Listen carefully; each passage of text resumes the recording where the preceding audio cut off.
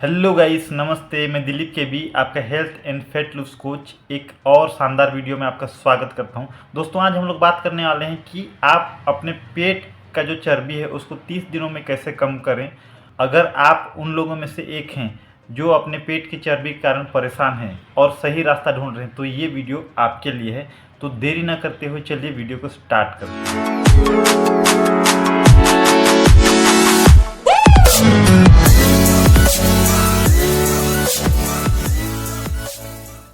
सबसे पहले हम समझेंगे कि पेट में चर्बी जमा क्यों होती है।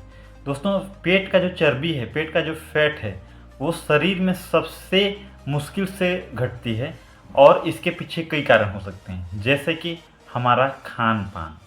अगर हम प्रोसेस्ड फूड ज़्यादा खाते हैं या तो कार्बोहाइड्रेट्स ज़्यादा मात्रा में लेते हैं जितना हमारे बॉडी को ज़रूरत नहीं है। बॉडी को जितना यूज़ करना रहता है उतना एनर्जी यूज़ कर लेता है और जितना बचता है उसको सबसे पहले अपने पेट में ही फैट के रूप में जमा करने लगता है। क्यों? क्योंकि पेट में ज़्यादा जगह रहता है। दूसरा चीज़ ये होता है कि हमारा जो लाइफस्टाइल में जो सेडेंट्री लाइफस्टाइल है, अगर हम ज़्यादा एक्टिव नहीं हैं, हमारा जो बॉडी है सिर्फ उसको एक जगह बैठा करके रखते हैं या तो आराम से रखते हैं, तो भी क्या होता है, हमारा जितना भी खाना खाया हुआ होता है तो उस एनर्जी का ज़्यादा उपयोग नहीं हो पाता है, जिसके चलते भी सबसे पहले चर्बी पेट में जमा होते हैं। तीसरा चीज़ है, हम टेंशन कैसे लेते हैं। अगर हम टेंशन लेते हैं, हम तनाव में रहते हैं, तो हमारा बॉडी में कॉर्टिसोल हार्मोन ज़्यादा रिलीज़ होता है। और जब कॉर्टिसोल हार्मोन ज़्यादा रिलीज़ होता है तो क्या होता है, जैसे कॉर्टिसोल हार्मोन बढ़ा और हमारा जो एनर्जी फैट के रूप में कन्वर्ट हुआ और पेट में जमा हुआ। चौथा, नींद। अगर हम प्रॉपर नींद नहीं लेते हैं तो हमारे बॉडी में और हार्मोन्स हैं जो कि हमारा भूख बढ़ाता है, तो वो हार्मोन में वृद्धि होती है और हम हमारे बॉडी को जितना ज़रूरत एनर्जी होती है उससे ज़्यादा खाना खा लेते हैं। उसके कारण भी हमारा बॉडी में फैट बढ़ता है और फैट सबसे पहले पेट को टारगेट करता है। तो ये कुछ ऐसे कारण थे जिसके चलते हमारे पेट में फैट बढ़ता है। कारण और भी हैं, जैसे अगर हम किसी प्रकार से कुछ मेडिसिन का उपयोग कर रहे हैं तो भी हमारे पेट में चर्बी हो सकता है। हम किसी बीमार की चपेट में, कुछ ऐसे बीमारियां होते हैं जिसके चलते भी हमारा पेट में चर्बी बनता है। लेकिन ये मुख्य पॉइंट है, अगर हम हेल्दी हैं और बाहरी तरीके से कोई भी मेडिसिन वगैरह नहीं ले रहे हैं, हमको किसी भी प्रकार की कोई बीमारी नहीं है, तो ये जो 4 मैंने बताया ये मुख्य कारण हैं जिसके चलते हमारे पेट में चर्बी जमा होता है। तो दोस्तों, इन कारण को समझते हुए हम इसके उपाय भी समझेंगे। तो अब हम लोग बात करने वाले हैं 30 दिनों में आप क्या हासिल कर सकते हैं। 30 दिनों के प्लान में आपका गोल होना चाहिए कि आप 2 से 3 किलो फैट लूज़ करें। ये एक स्वस्थ और वास्तविक प्लान है। इससे ज़्यादा वो वास्तविक प्लान नहीं होगा और ज़्यादा आप फैट लूज़ करते हैं तो भी वो स्वस्थ भी नहीं होगा, आपके बॉडी के लिए हानिकारक ही होगा। दोस्तों, आपको ये बताना चाहूँगा कि हर किसी का बॉडी का नेचर अलग है, तो आपका किसी का 2 किलो हो सकता है, किसी का 3 किलो हो सकता है, किसी का 2.5 किलो हो सकता है, तो सबका अलग नेचर है, तो सबका रिजल्ट भी अलग होगा। पेट की चर्बी कम करने के लिए सबसे अहम भूमिका है हमारा आहार, हमारा खान पान। कि जो हम खाना खाते हैं वो हमारे बॉडी के अनुकूल होना चाहिए, हमारे बॉडी के लायक होना चाहिए। जो चीज़ हमारा बॉडी मांगता है वही चीज़ हमको इस बॉडी को देना चाहिए। तो ये बॉडी को क्या क्या चाहिए अब समझते हैं। आहार में सबसे पहले हम देखेंगे प्रोटीन हमारे बॉडी को कितना चाहिए। हमारा जितना भी कैलोरी इनटेक है उस कैलोरी में से 30% प्रोटीन से होना चाहिए। और हमें प्रोटीन कितना इनटेक करना चाहिए, पर केजी बॉडी वेट के हिसाब से 0.8 से लेकर के 2.5 ग्राम प्रोटीन इनटेक करना चाहिए।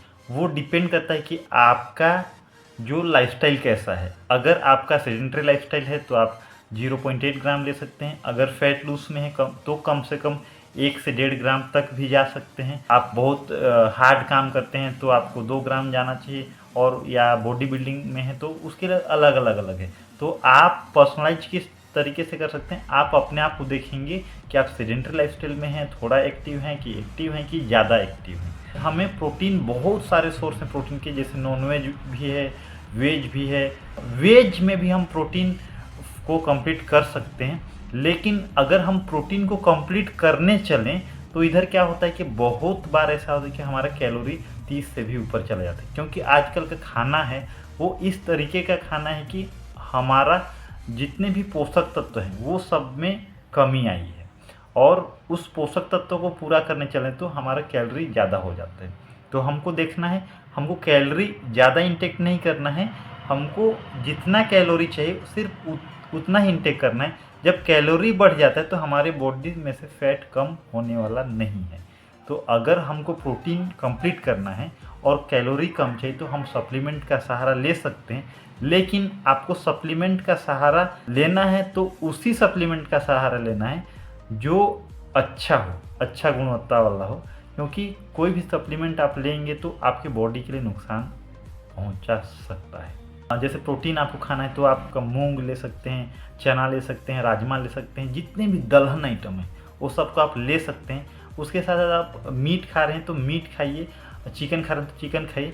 लेकिन मैं ये सबको दोपहर में खाने का एडवाइस दूंगा। जैसे खा रहे हैं तो रात में मत खाइए, और उसको जैसे भी पकाते हैं, चिकन हो गया, मीट हो गया, तो उसको फ्राई करके ना पकाएं तो ज़्यादा बेटर है। उसको बॉयल करके पकाएं या तो उसको सिंपल तरीके से पकाएं। उसके बाद हम आते हैं फैट में।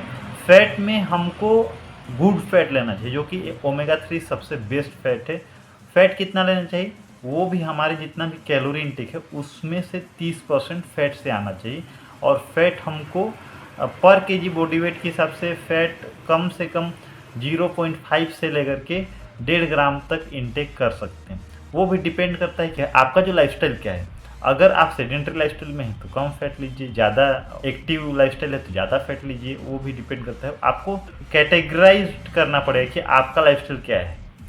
हमको गुड फैट किन किन चीज़ों से मिलता है, हमको सैल्मन फिश से ले सकते हैं। जितने भी फिश ऑयल हैं बहुत ही अच्छा फैट है हमारे बॉडी के लिए। जो भी नॉनवेज नहीं लेते हैं, जो भी वेजिटेरियन है, उनके लिए मैं सप्लीमेंट सजेस्ट करूँगा, क्योंकि जो ओमेगा 3 है वो सप्लीमेंट लेना ही चाहिए। जितने भी वेजिटेरियन हैं उनको, और जितने भी नॉन वेजिटेरियन हैं उनको भी सप्लीमेंट लेना चाहिए, क्योंकि हम लोग अभी देखेंगे तो सैल्मन फिश कहाँ ढूंढने जाएंगे। ये तो सप्लीमेंट सजेस्ट करूँगा, लेकिन देख लीजिएगा कि सप्लीमेंट कौन सा लेना है, कौन से ब्रांड का होना चाहिए। और जैसे हम एवोकाडो ले सकते हैं, जितने भी नट्स हो गए वो सब ले सकते हैं। उसमें से ओमेगा 3 सबसे अच्छा वॉलनट्स में होता है, तो हमको वॉलनट्स हमारे डेली के डाइट में इंक्लूड करना चाहिए। बहुत सारे सीड्स भी हैं, चिया सीड्स हो गया, पम्पकिन सीड्स हो गया, ये सब में भी ओमेगा 3 के कंटेंट होते हैं। अब हम समझते हैं कार्बोहाइड्रेट्स। कार्बोहाइड्रेट्स हमको कितना लेना चाहिए, हमारा जो कि जितना भी कैलोरी इंटेक है तो उस कैलोरी का 40% हमारा कार्बोहाइड्रेट्स होना चाहिए। और वो भी सिंपल कार्बोहाइड्रेट्स नहीं होना चाहिए, कॉम्प्लेक्स कार्बोहाइड्रेट्स होना चाहिए। अब हम कॉम्प्लेक्स कार्बोहाइड्रेट्स खाते हैं तो पर केजी बॉडी वेट के हिसाब से कम 3 ग्राम तो होना चाहिए। 3 से लेकर के 5 ग्राम तक हम जा सकते हैं।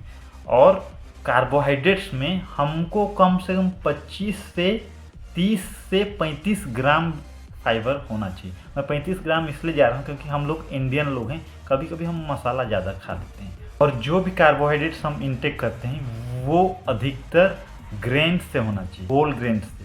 क्योंकि जब हम होल ग्रेन्स खाते हैं वो होल ग्रेन्स में अलग अलग लेयर्स होते हैं, और उस अलग अलग लेयर्स में सभी प्रकार के विटामिन्स, मिनरल्स और फैट वगैरह होता है, तो हमारे बॉडी को प्रॉपर मिलता है। और जब भी हम ग्रेन्स लेने जाएं तो हमको देखना ही कैसा ग्रेन्स लेके जाए। होल ग्रेन्स में बहुत सारे वैरायटीज़ आपको देखने को मिलेंगे, लेकिन उनमें से सबसे अच्छा है मिलेट्स। आप मिलेट्स में जो भी मिलेट्स हो वो आप यूज़ कर सकते हैं। कीनोआ यूज़ कर सकते हैं, राइस भी ले सकते हैं। लेकिन अगर हम राइस ले रहे हैं तो हमको ब्राउन राइस की ओर जाना चाहिए। वाइट राइस उनको ही ज़्यादा सजेस्ट करूँगा जो एथलीट टाइप से हैं, जिनका एक्टिविटी बहुत ही ज़्यादा रहता है, वो वाइट राइस ले सकते हैं। और बाद बाकी सबको तो मैं ब्राउन राइस ही सजेस्ट करूँगा। तो ये हमारा कार्बोहाइड्रेट्स हो गया। अब हम देखते हैं वज़न कम करने के रास्ते में हमको कार्बोहाइड्रेट्स, फैट और प्रोटीन को कैसे लेना चाहिए। ये परसेंटेज तो बताया कितना कितना कितना परसेंट होना चाहिए, लेकिन जब हम फैट लूज में रहते हैं तो हमारा जो कैलोरी का इंटेक है थोड़ा डेफिशिएट जाते हैं, थोड़ा कम करते हैं। और कैलोरी का जो आउट है जो कैलोरी का जो निकालने का जो प्रोसेस है वो ज़्यादा करते हैं। एग्जाम्पल के तौर पर अगर आप 2000 कैलोरी इनटेक कर रहे हैं तो आपको निकालना है 2500 कैलोरी, तो एक दिन में आपका 500 कैलोरी डिफिशिएट हो रहा है, तो एक महीने में आपका कम से कम 1.25 से 2 किलो वज़न कम होगा। वो डिपेंड करता है आपके बॉडी के हिसाब से। सिंपल भाषा में देखें तो हमें प्रोटीन अपने पाम के साइज का लेना चाहिए, कार्बोहाइड्रेट्स हमको मुट्ठी के बराबर लेना चाहिए, फैट हमको अंगूठे के बराबर लेना चाहिए, और सब्जी जितने भी हरी सब्जियां हैं वो हमारा प्लेट का आधा हिस्सा रहना चाहिए। तो ये एक संतुलित आहार होगा। ये सिंपल चीज़ है। और जब भी हम खाना खाते हैं तो खाना को हमको माइंडफुल ईटिंग करना है। हम जब खाना खाने बैठें तो उस टाइम कोई भी डिस्ट्रैक्शन नहीं होना चाहिए, सिर्फ और सिर्फ हमारा माइंड है वो खाने के ऊपर फोकस होना चाहिए। तो इस तरीके से जब हम खाना खाते हैं तो हमारा खाना जो खाने का प्रोसेस है वो लंबा जाता है, और खाना हमको कम से कम 20 मिनट तक तो खाना ही चाहिए, कम से कम 20 मिनट से आधा घंटा लगाएंगे तो वो भी चलेगा। और हमको खाना खाने के दौरान पानी का सेवन नहीं करना है, या तो आधा घंटा पहले करना है या तो 45 मिनट बाद करना है। अधिकतर क्या होता है, हम मॉर्निंग में ब्रेकफास्ट करते हैं, फिर दोपहर में लंच करते हैं, फिर शाम को डिनर करते हैं। तो डिनर वो जितना जल्दी हो सके उतना कर दें, 7 बजे से पहले हो तो सबसे बेस्ट है, और डिनर में जितना हल्का ले वो अच्छा है। इसके साथ साथ हमको जितने भी प्रोसेस्ड फूड है, हमको शुगरी आइटम है, बहुत सारे ड्रिंक्स वगैरह हो गई, मैदा आइटम है, ये सबसे जितना दूर हो सबसे अच्छा है। और ये सबसे दूर नहीं हो रहे हैं तो हमारे जो कैलोरी मैनेजमेंट है वो गड़बड़ाएगा, और पेट का जो चर्बी है उसको कम करने में सफलता नहीं मिलेगी। इन मील हमको डेली अलग अलग खाने, जैसे आज मैंने लंच में किनोआ खाया, मॉर्निंग कुछ और खाया, इवनिंग में कुछ और खाया, तो कल हमको थोड़ा चेंज करना है। कल कुछ दूसरा ग्रेन लेके आना है, लंच में दूसरा वेजिटेबल्स लेके आना है, इस टाइप से हमको चेंज करना है। और हमको कम से कम 500 कैलोरी डेफिसिट करना है, ज़्यादा से ज़्यादा हमको 700 कैलोरी डेफिसिट करना है, उससे ज़्यादा भी नहीं करना है। और हमको 1200 कैलोरी से नीचे का डाइट भी नहीं लेना है। और मील प्लान की बात करें तो आप दिन में 3 मील ले सकते हैं, सुबह दोपहर शाम, और 5 मील लेना चाहें तो 5 मील ले सकते हैं, कि मॉर्निंग ब्रेकफास्ट कर लिए, फिर लंच कर लिए, फिर मॉर्निंग ब्रेकफास्ट और लंच के बीच आप ब्रंच कर सकते हैं, लंच और डिनर के बीच में आप हाई टी ले सकते हैं और डिनर भी ले सकते हैं। आपके ऊपर डिपेंड करता है कि आपको किस तरीके से भूख लगती है, आपको जल्दी जल्दी भूख लगती है कि जल्दी जल्दी भूख नहीं लगती है। अगर आप जल्दी जल्दी भूख लगती है तो 5 मील लीजिए, और जल्दी जल्दी भूख नहीं लगती है तो 3 मील भी ले सकते हैं। तो ये हो गया खाने के ऊपर। और अब हम लोग देखेंगे कि वर्कआउट हमारा किस टाइप से होना चाहिए। तो वर्कआउट में जैसे सब सुने होंगे कि जब हम कार्डियो वर्कआउट करते हैं तो ज़्यादा कैलोरी बर्न होते हैं।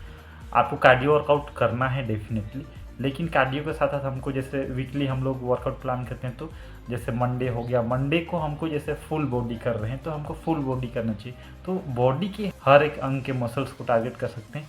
मंगलवार को जैसे अपर बॉडी करें तो सिर्फ अपर बॉडी के मसल्स को टारगेट करना है, फिर लोअर बॉडी करें तो इस टाइप से अलग अलग अंग को अलग अलग मसल्स को टारगेट करना है। तो जब हम कुछ भी वर्कआउट करें, चाहे अपर बॉडी हो, चाहे लोअर बॉडी हो, चाहे एब्स एंड कोर का हो, चाहे कुछ भी हो, तो हमको हाई इंटेंसिटी भी करना है, हमको स्ट्रेंथ ट्रेनिंग भी करना है, और हमको स्ट्रेच भी करना है, योगा भी करना है। कम से कम सप्ताह में एक दिन तो हमारा फुल बॉडी स्ट्रेच कम से कम 15 मिनट, ज़्यादा से ज़्यादा आधा घंटा 45 मिनट का होना चाहिए। और जो स्ट्रेंथ ट्रेनिंग है वो भी हमारे वीकली कम से कम 2 दिन होना चाहिए। उसके साथ साथ हाई इंटेंसिटी इंटरवल ट्रेनिंग है वो भी कम से कम 2 दिन तो होना ही चाहिए। तो जैसे देख रहे हैं कि हाई इंटेंसिटी हो गया 2 दिन, स्ट्रेंथ वर्कआउट हो गया 4 दिन हो गया, और 2 दिन हमारा स्ट्रेच हो गया, योगा हो गया, तो क्या हो गया 6 दिन हो गया। तो हमको 1 दिन को रेस्ट देना है, 7 दिन हो गया। जैसे हम हाई इंटेंसिटी ट्रेनिंग करते हैं तो हमारा साइकिलिंग कर सकते हैं, उसमें हम रनिंग कर सकते हैं और जंपिंग जैक्स वगैरह कर सकते हैं। और जब स्ट्रेंथ ट्रेनिंग की बात कर रहा हूँ तो आपको जिम जाने की ज़रूरत नहीं, जिम नहीं जाएंगे तो भी आप घर में स्ट्रेंथ ट्रेनिंग कर सकते हैं। उसमें आप पुशअप्स कर सकते हैं, प्लैंक कर सकते हैं, स्क्वाट्स कर सकते हैं, ये सब हमारा स्ट्रेंथ ट्रेनिंग के अंतर्गत आता है। तो हमारा ये टोटल 7 दिन का वर्कआउट प्लान हो गया। और मील प्लान जैसे बता दिया था वो 7 दिन फॉलो करते हैं। लेकिन दोस्तों मनोबल बनाए रखना बहुत ज़रूरी है, क्योंकि 30 दिन में बदलाव थोड़ा सा समय ले सकता है। लेकिन आप डटे रहिए, जो निरंतरता है वो आपका बदलाव ज़रूर लेके आएगा। और आप खुद के लिए छोटा-छोटा गोल रेडी करके रखें। बहुत बड़ा गोल की ज़रूरत नहीं, छोटा गोल करना है और गोल को ऐसे रखना है कि हमारे जो मील के पत्थर होते हैं उस टाइप से, कि अभी मैंने आज 30 मिनट वर्कआउट करना है, ये छोटा गोल है। 30 मिनट वर्कआउट करना है, जैसे मेरे को आज अच्छा खाना खाना है, अच्छा प्रोटीन खाना खाना है। और जब हम ये सब चीज़ें को अचीव करते हैं, ये छोटे-छोटे जो गोल है उसको अचीव करते हैं, तो खुद को रिवॉर्ड देना भी बहुत ज़रूरी है। तो हम खुद को रिवॉर्ड देते हैं तो हमारे बॉडी के अंदर डोपामिन रिलीज़ होता है, डोपामिन रिलीज़ होता है तो फिर लगता है कि फिर से अपने लिए काम करूं, अपने लिए गोल रखूं और उस गोल को अचीव करूं। तो इसीलिए रिवॉर्ड देना भी बहुत ज़रूरी है और ख़ुद को ट्रैकिंग करना बहुत ज़रूरी है कि मैं कहाँ था, अभी कहाँ पहुँचा हूँ और आने वाले दिनों में कहाँ तक जाऊँगा। जैसे अभी स्टार्ट किया तो अभी 1 सप्ताह हो गया, 1 सप्ताह मेरे क्या प्रोग्रेस रहे, फिर अभी 3 सप्ताह बचे हुए हैं तो 3 सप्ताह मेरे को क्या प्रोग्रेस करना है क्या नहीं। तो ये खुद को मोटिवेट रखने के लिए भी बहुत ज़रूरी है और कभी हार न माने, आगे बढ़ते रहें। दोस्तों, इस 30 दिन के सफ़र में लोग बहुत सारी गलती करते हैं, वो गलती आप ना करें। जैसे कि सिर्फ कार्डियो वर्कआउट के ऊपर ही फोकस करना, क्योंकि कार्डियो से ज़्यादा वज़न कम होता है मान के। और दूसरा चीज़ है कि नींद अच्छे से नहीं लेना, पानी की कमी करना। तो हमको पानी भी प्रॉपर पीना है, कम से कम पर 20 केजी बॉडी वेट के हिसाब से 1 लीटर पानी तो पीना ही चाहिए। उसके साथ बहुत ज़्यादा कैलोरी कट डाउन करना, बहुत कम खाना, ऐसा नहीं करना है। आपको पेट भर के खाना है लेकिन सही चीज़ खाना है। जैसे मैंने बताया था, सब्जी ज़्यादा लेना है, कार्बोहाइड्रेट्स कम लेना है, प्रोटीन उससे थोड़ा ज़्यादा लेना है और फैट कम लेना है। ये सब अच्छी चीज़ें खाना है। अगर आप ज़्यादा कैलोरी कट डाउन करते हैं तो आप कमज़ोर हो सकते हैं। दोस्तों, कुछ चीज़ों को ट्रैक करना बहुत ही ज़्यादा ज़रूरी है। जैसे कि हम डेली कितना पानी पी रहे हैं, डेली कितना सो पा रहे हैं, और उसके साथ हम आज कुछ उल्टा पुल्टा खाए तो नहीं, और हमारा वज़न कितना घट रहा है, बढ़ रहा है। अगर हमारा वज़न घट नहीं रहा है, उसके बावजूद हमको अच्छा फील हो रहा है, जैसे ज़्यादा एनर्जेटिक फील कर रहे हैं पहले से, और हमारा जो कमर का नाप है, चेहरे का नाप है, चेस्ट का नाप है, थाई का नाप है, ये सब में थोड़ा कमी हो रहा है, तो हमको देखना चाहिए कि हमारा वज़न कम नहीं होते हुए भी हमारे जितने भी माप हैं वो सब कम हो रहा है। इसका मतलब आपका चर्बी कम हो रहा है। और जब आप ये सभी को प्रॉपर 30 दिन तक फॉलो करते हैं तो आपको रिजल्ट देखने को मिलेगा ही। और ये वीडियो आपके लिए कैसा रहा, आपके लिए हेल्पफुल है या नहीं, इसको कमेंट करके ज़रूर बताएं। और अच्छा लगे तो लाइक और शेयर ज़रूर करें। और इसी टाइप से वीडियो देखना चाहते हैं अपने फैट लूज़ को लेकर के, अपने हेल्थ को लेकर के, अपनी फिटनेस को लेकर के, तो इस चैनल को सब्सक्राइब करें। सो गाइस, मिलते हैं अगले वीडियो में, तब तक के लिए थैंक यू, बाय।